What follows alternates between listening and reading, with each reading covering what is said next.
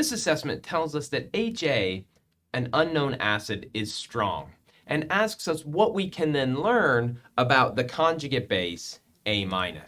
So let's imagine this hypothetical equilibrium where HA equilibrates to give H plus or A-.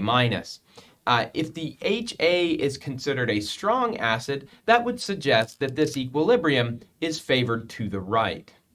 If we think about this on a reaction coordinate diagram, for this reaction being favored to the right, it would look like this. What that tells us is it's a downhill process, which means A- must be stable. If the acid is strong, the conjugate base is stable. And as a stable conjugate base, we know that it's going to be unreactive. And I almost forgot, if it's stable and unreactive as a base, it does not want to grab a proton. Therefore, it is weak.